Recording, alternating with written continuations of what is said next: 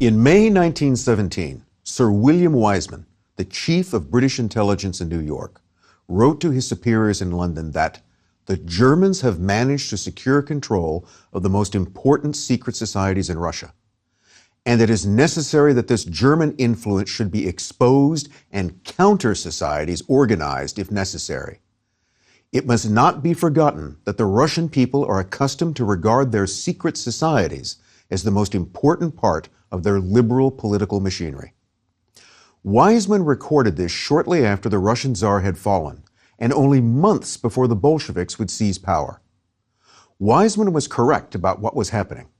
He rightly sensed that it wasn't just Russia's fate at stake, but the fate of the world. A few months earlier, the French physician and occultist Gerard Encausse had predicted something similar. Known as Papus, he'd formerly served as a spiritual advisor to the Russian imperial family, a role since assumed by the infamous Grigory Rasputin. Along with being an occultist, Papus was a secret agent of the French government. He worked to ensure the Russo-French alliance remained intact. He was also an emissary of French Freemasonry in the organization of Russian lodges. Not just any Freemasonry, but the mystical and political French Martinist variety. An associate remarked that the social program Papus entrusted to his Russian brethren was nothing less than the germ of Sovietism. Papus himself said it was through the Russian Martinists that the plan of the Russian Revolution would be defined. Another key player in this story was the Russian-born Marxist revolutionary Alexander Helpand, known as Parvus, who'd spent much of his life in Germany. Parvus was a friend and mentor to the future Bolshevik activist Leon Trotsky. In early 1915, Parvus appeared at the German embassy in Constantinople to propose a plan. Germany and Russia were at war. Parvus argued that Russian revolutionaries in Germany had a common aim, the destruction of Tsarism and the division of Russia into smaller states. German money could help the revolutionaries achieve this end. Parvus offered to be Berlin's agent in organizing the subversion of Russia. But Papus's scheming would have nothing to do with the coming fall of the Tsar. He was beaten to the punch by another conspiracy hatched by liberal members of Russia's parliament, or Duma. It was no coincidence that every single one of these liberal plotters was a Freemason. Most were brothers of a single lodge, the so-called Grand Orient of the Peoples of Russia. These Masonic lodges were the secret societies British intelligence agent Wiseman was talking about in his message to London. The Russian Empire of 1917 had almost 180 million inhabitants, but fewer than 1,000 Masons.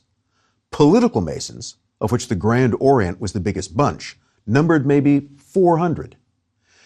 They used the lodge as a vehicle for political organization and agitation as opposed to fellowship and enlightenment.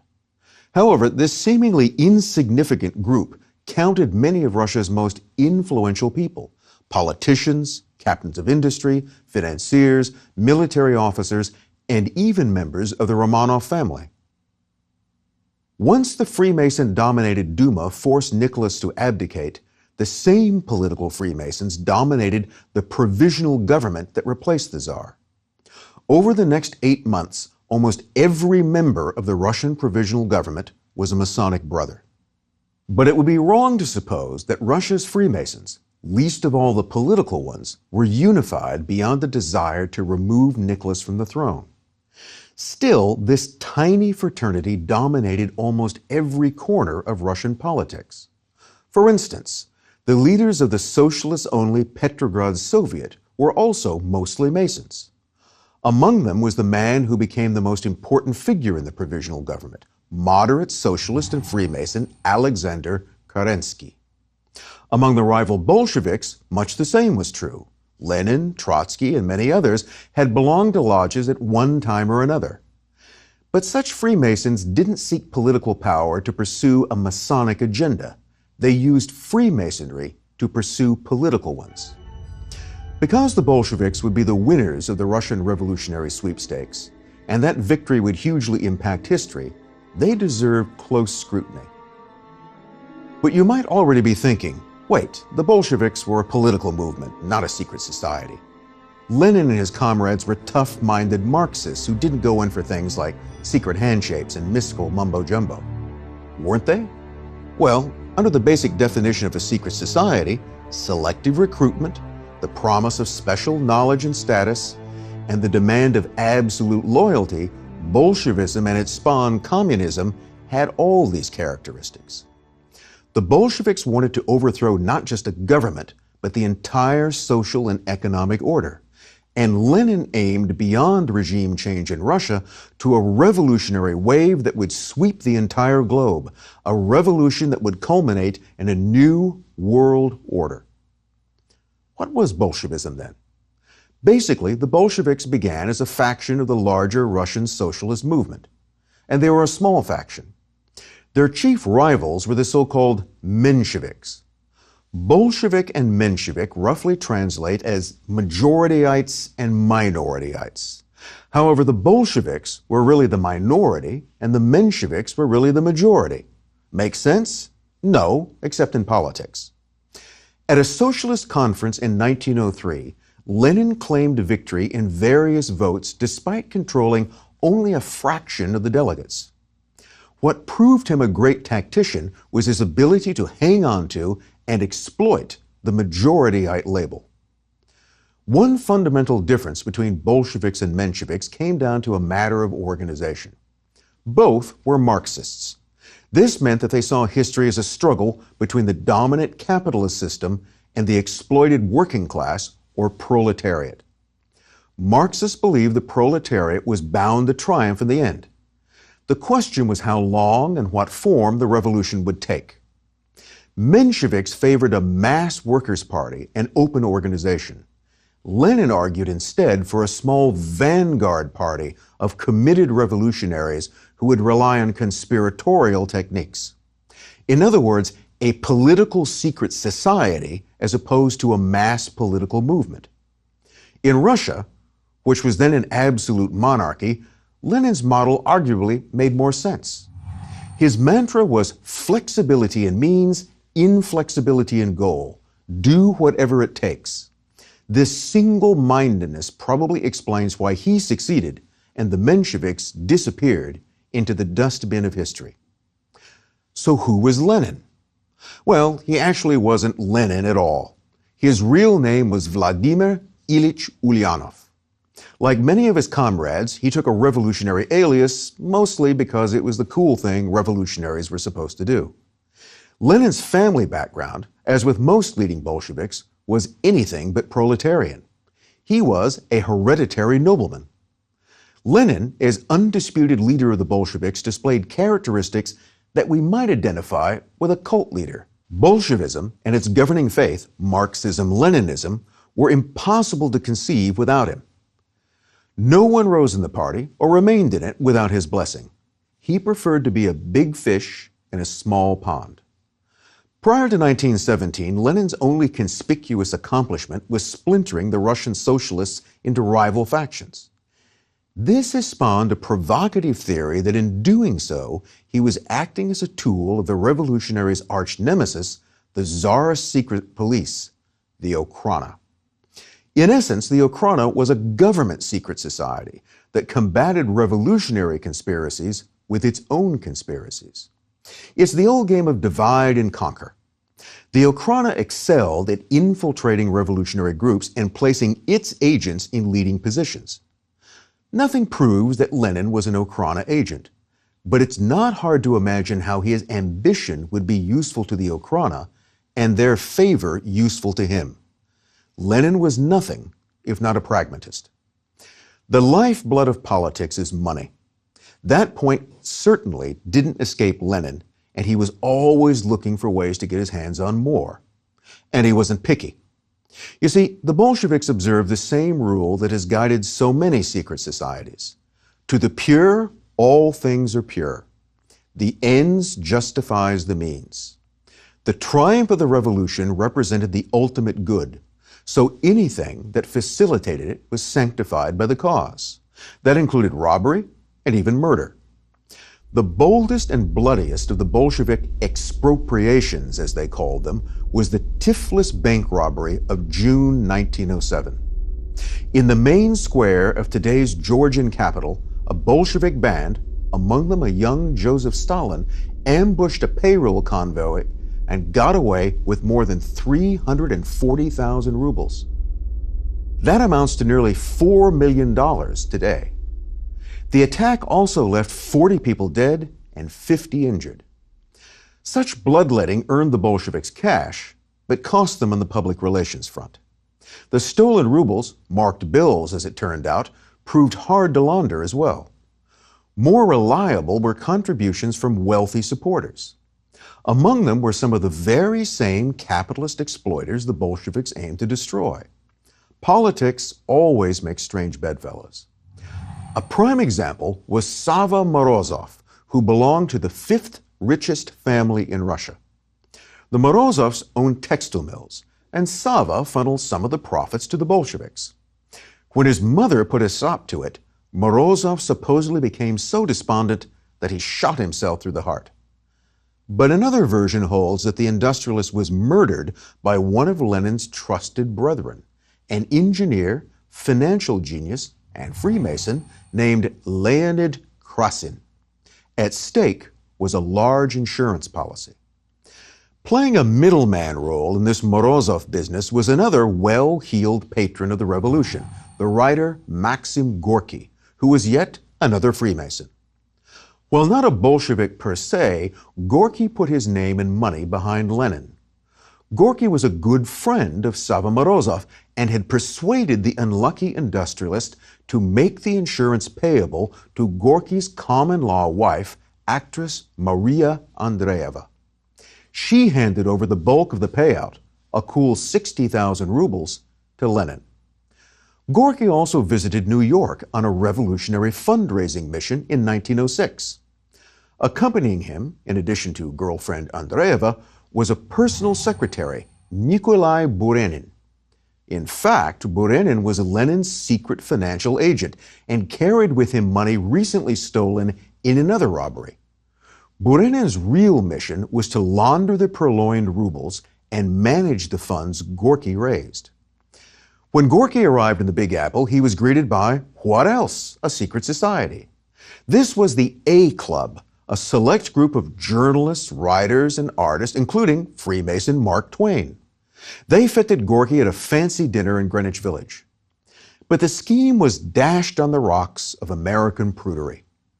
Gorky and Andreeva shared a hotel room even though they were not legally man and wife. When this inconvenient fact leaked to the press, the Russian couple became unwelcome and Gorky's tour was a bust. Even the A Club kept its distance. This didn't end Gorky's collaboration with Lenin, however. Back in Europe, Gorky rented a villa on the Italian island of Capri. Lenin and other Bolsheviks were frequent guests and established a school at the villa to provide revolutionary training. Comrades could pursue the finer arts of propaganda and bomb-making. Another name to conjure with in the Russian Revolution is, of course, Leon Trotsky. Often labeled a Menshevik, Trotsky was a movement unto himself and did not become a Bolshevik until 1917. His rise in the revolutionary firmament began with a failed uprising dubbed the Revolution of 1905. At that time, Trotsky was a friend and protege of arch-conspirator Alexander Helpand Parvis. By 1916, he was living in France, spreading anti-war and anti-Tsarist propaganda. This created a problem because France was an ally of Tsarist Russia. So in the fall of 1916, the French government booted Trotsky to neutral Spain. His brief Spanish interlude is a strange and important one. A mysterious benefactor supplied him and his whole family with cash and first-class tickets to New York. Various clues suggest that the man behind this was his old pal, Parvis. Trotsky arrived in the Big Apple in mid-January 1917 and remained there until after the Tsar's fall that March. In New York, he immediately threw himself into socialist and anti-war politics. One story claims that when he left New York, he returned to Russia, he carried with him $10,000 and an American passport. There's no proof of either, but it's interesting that the accusation arose. Trotsky is frequently linked to American banker Jacob Schiff, a Jew and Freemason who nursed a long hatred of the anti-Semitic Tsarist regime. Schiff had funded Russian revolutionaries in 1905, and there's every reason to suppose he was willing to do so in 1917. He was also closely connected to the Warburg Bank in Germany, which in turn was closely associated with the Kaiser's government.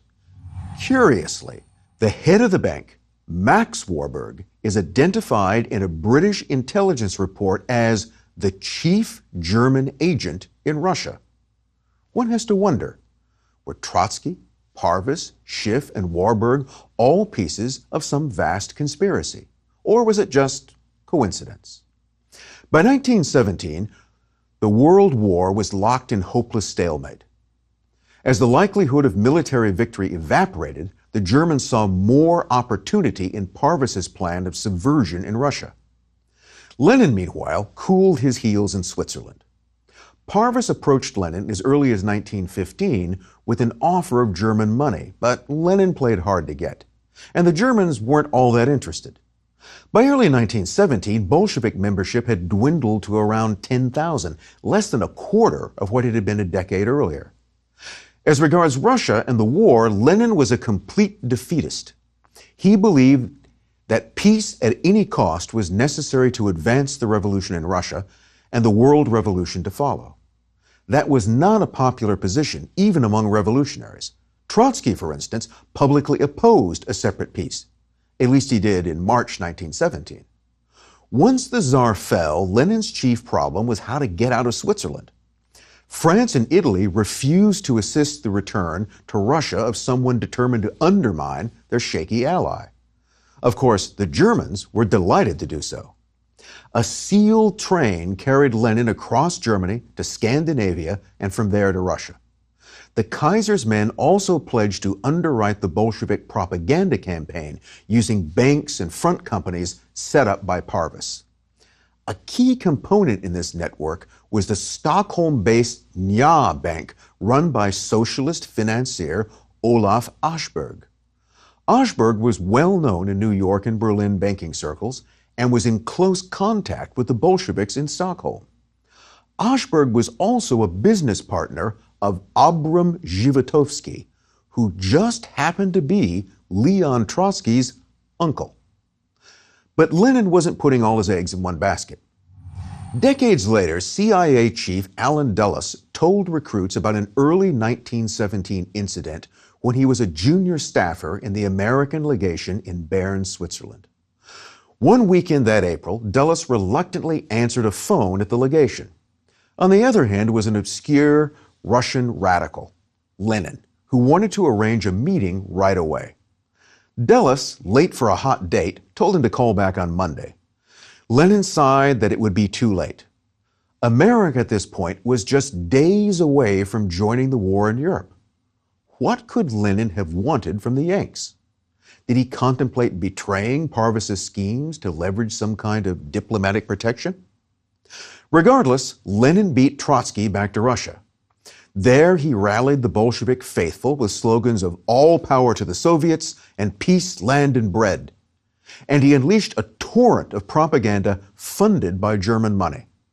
Bolshevik ranks mushroomed from 20,000 in April 1917 to 200,000 by late summer. In the meantime, the liberal Freemasons running the provisional government staked their fortunes on winning the war against Germany and its allies. But as Lenin, Trotsky, and many others could see, it was already lost.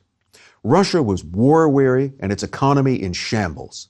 And just as Parvis had predicted, the bourgeois liberals who overthrew the Tsar lacked the will or ability to follow through on genuine political and economic change. Lenin could truthfully say that he never received a kopeck from Berlin directly. Nevertheless, the provisional government's intelligence began to piece together what was going on. And in July 1917, Lenin unwisely backed an abortive effort to topple the regime. This resulted in criminal indictments against him and other Bolsheviks, eventually including Trotsky. Lenin escaped to neighboring Finland, while Trotsky and some others ended up in jail. But no prosecutions followed. One problem was proving that the German subsidies were anything more than routine business transactions. Some suspected, however, that the Masonic head of the provisional regime, Alexander Kerensky, secretly shielded the Bolsheviks because they might come in handy down the road. And so they did. Egged on by the desperate liberals, an ambitious general named Laver Kornilov tried to seize power. Kerensky set Trotsky and the other Bolsheviks free to rally the workers against Kornilov. It worked. Kornilov's rebellion collapsed, but the Bolsheviks took all the credit. In August 1917, Lenin finally admitted Trotsky into Bolshevik ranks. This didn't go over well with other comrades, and for good reason. Lenin and Trotsky had traded insults for years. As recently as January, Lenin had branded Trotsky a Judas and opportunist. So what had brought them together? It partly was because they'd both come to the conclusion that the popular revolutionary councils, or Soviets, were the key to power. Trotsky could also see that Lenin ran a growing operation while he mustered only a few thousand followers. Another factor might have been financial arrangements Trotsky made in New York. Regardless, Lenin now placed Judas Trotsky in charge of organizing the October Revolution. That swept aside Kerensky and established the Soviet regime. The October Revolution was really a coup d'etat, and it didn't hand the Bolsheviks full power of Russia. Mostly just the big cities like Petrograd and Moscow. Their hold on power was fragile and would not be secured until they won a bloody civil war in 1920. Lenin held that a socialist revolution in Russia could not survive without outside aid. Lenin believed this would come through a world revolution. Russia was just the spark. Germany, France, America, and the rest of the industrialized world would soon follow. It was a great theory, but it didn't materialize. There were aborted communist uprisings in Germany, Hungary, and even in Switzerland, but all fizzled. Even world revolution needed help. Still, the Bolsheviks found other allies, many in places you wouldn't imagine, like Wall Street. One example is the American mining magnate and financier William Boyce Thompson. In 1917, Thompson headed the American Red Cross mission to Russia. The mission consisted mostly of businessmen and bankers. While supposedly helping the Russian war effort, they sniffed around for future business opportunities. Thompson personally gave Kerensky $1 million to fight Bolshevik defeatism. But when Lenin took over, Thompson left the funds in his hands.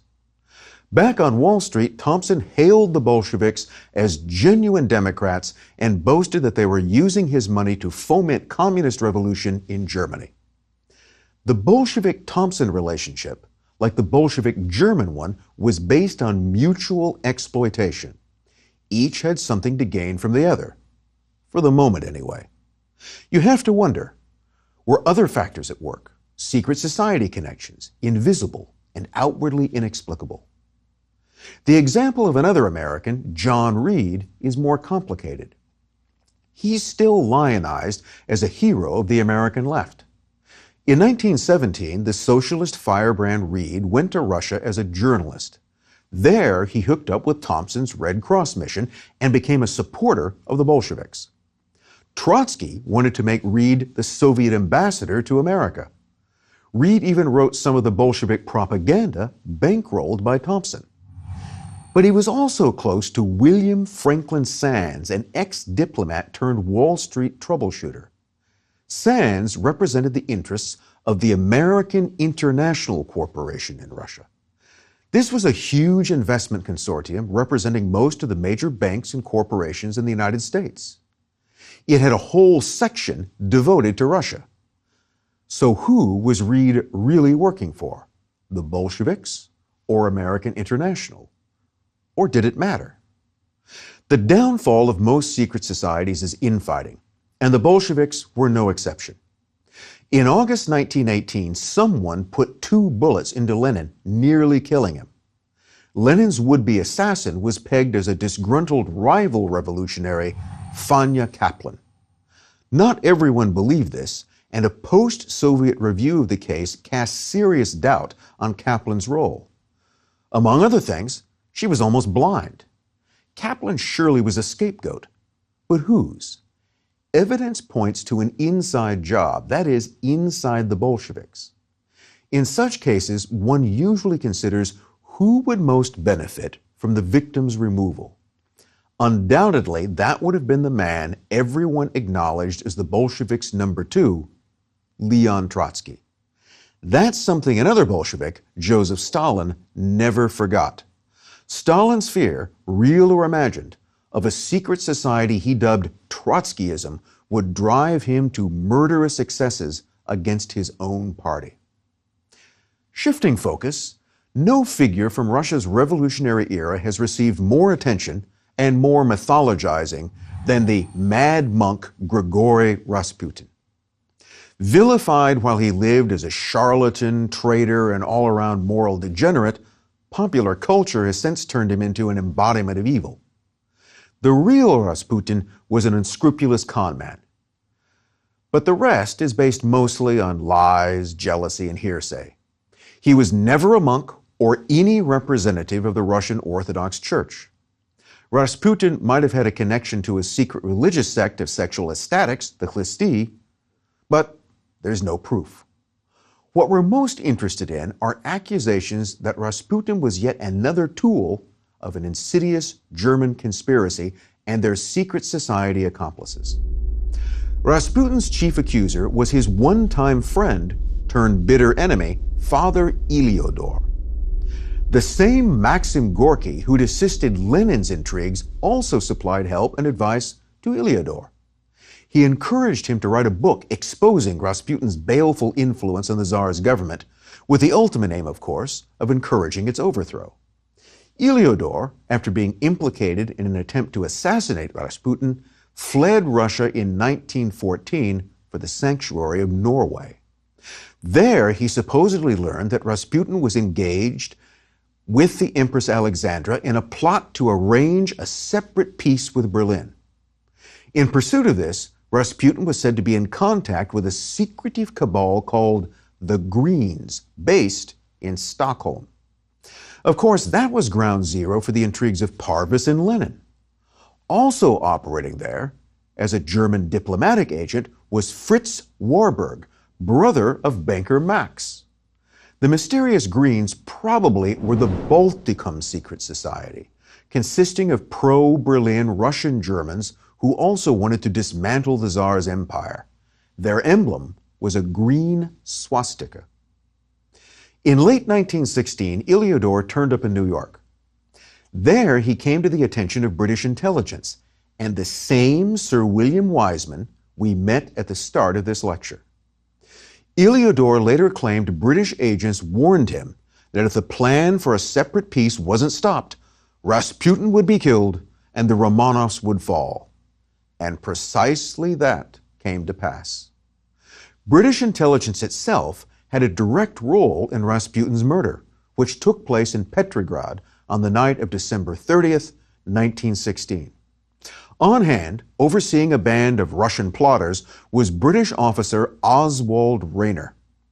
When the Russians' efforts at poisoning, bludgeoning, and shooting Rasputin failed, Rayner pulled out his Webley revolver and calmly put a bullet through Rasputin's head. The Russian Revolution was one of the most important events in modern history, and it was at heart a battle among secret societies. The winners, the Bolsheviks, started out as a revolutionary cult. Under men such as Lenin and Trotsky, the Bolsheviks out-conspired their rivals, exploited opportunities, and rode the waves of historical events. Once in power, they turned a cult into a mass religion with delusions of global domination. Millions of people would perish in that pursuit, and not just in Russia. The world wasn't conquered, but it was changed forever, and we're still dealing with the fallout. The Russian Revolution vividly demonstrates the allure of an elite and the power of conspiracy. It demonstrates that history is made not by the inactive majority, but by active minorities. And there is no better active minority than a well-oiled secret society.